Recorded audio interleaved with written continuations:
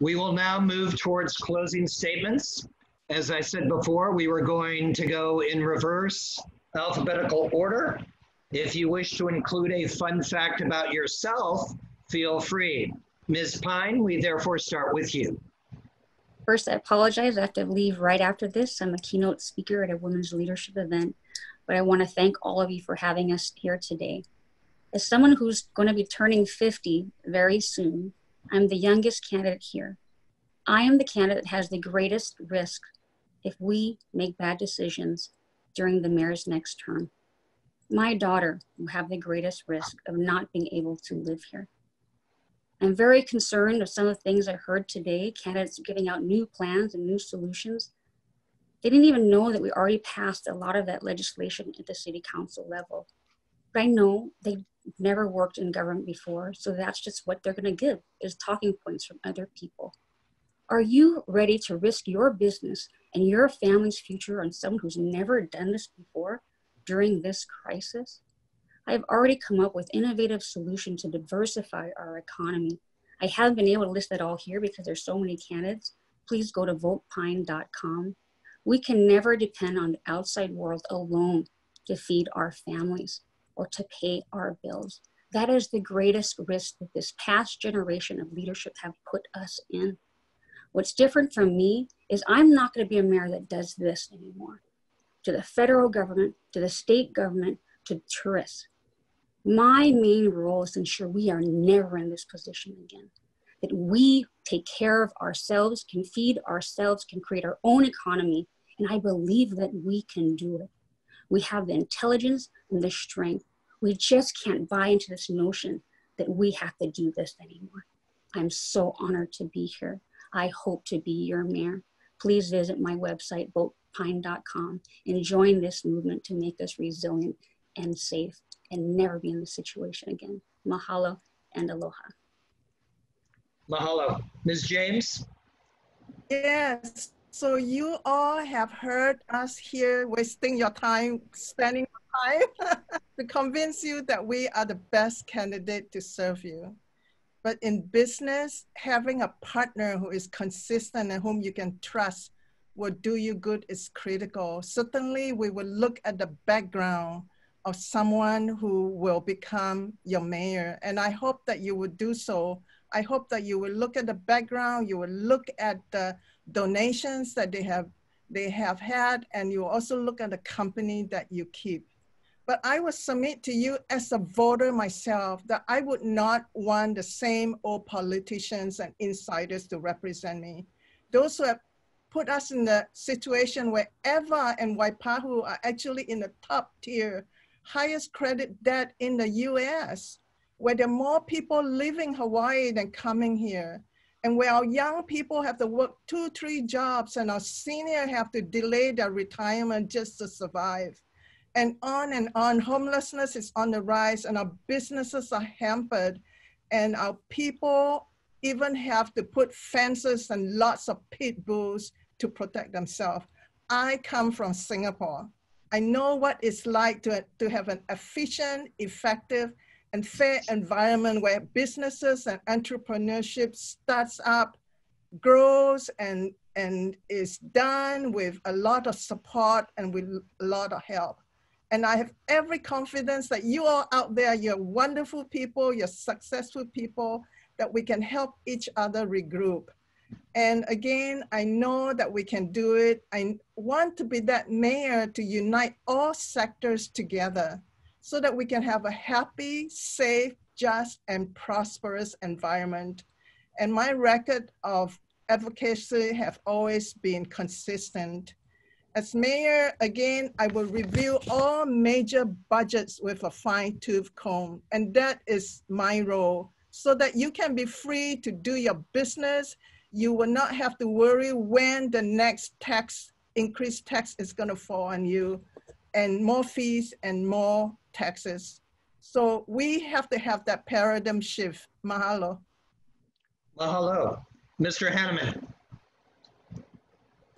Thank you very much for this opportunity to be here. You know, I want to be clear.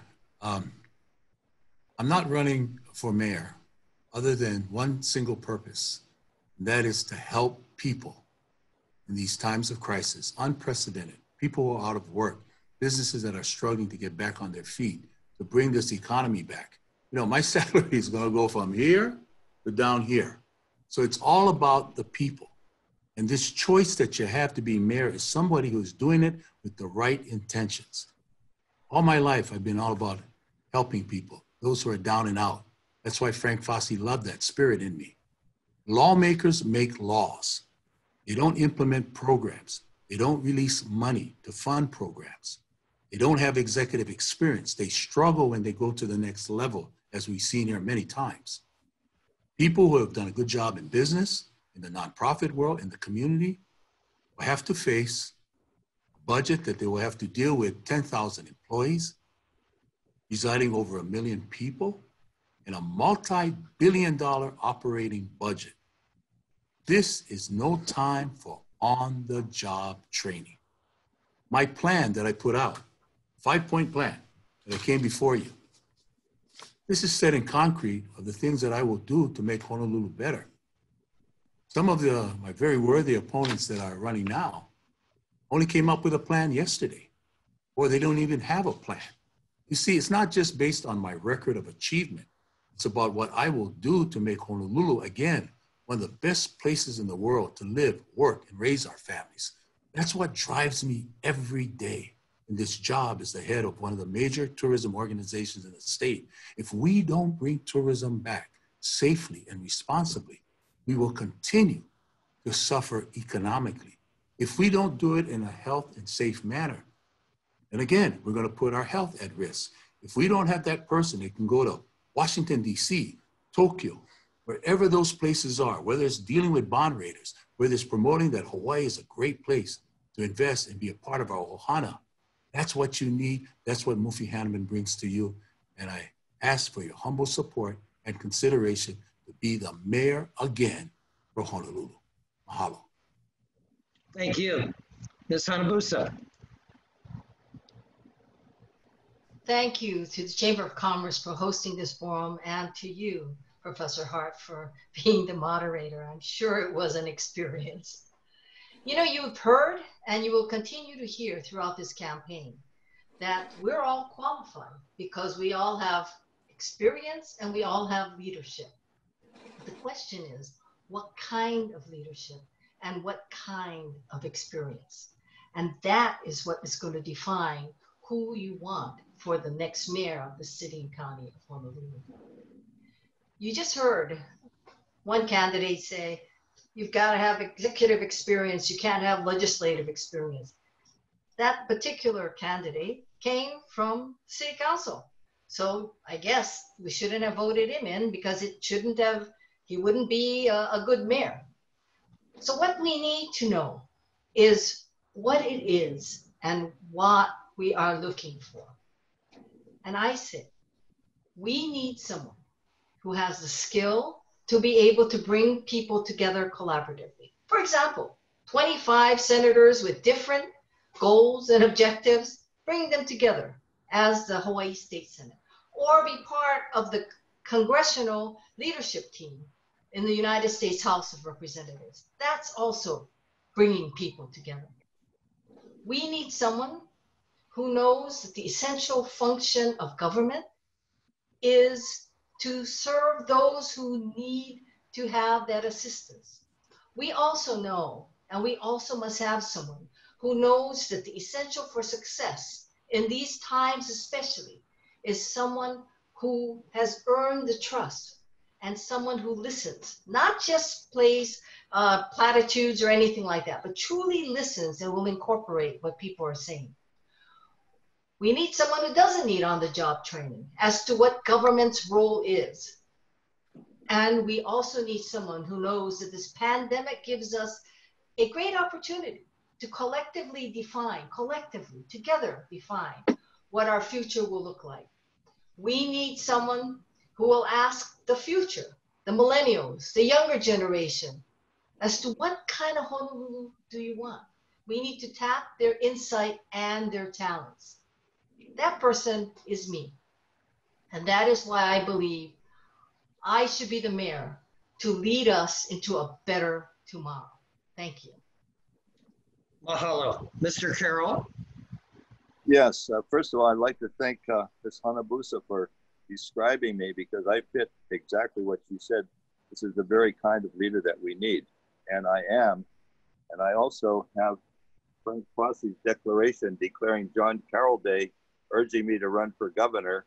And so, Frank, thank you much for this. I know if he was in heaven, he'd be voting for me. I think everybody here is probably qualified at one level or another, but none of them clearly have the experience, the background, or the success that I have had.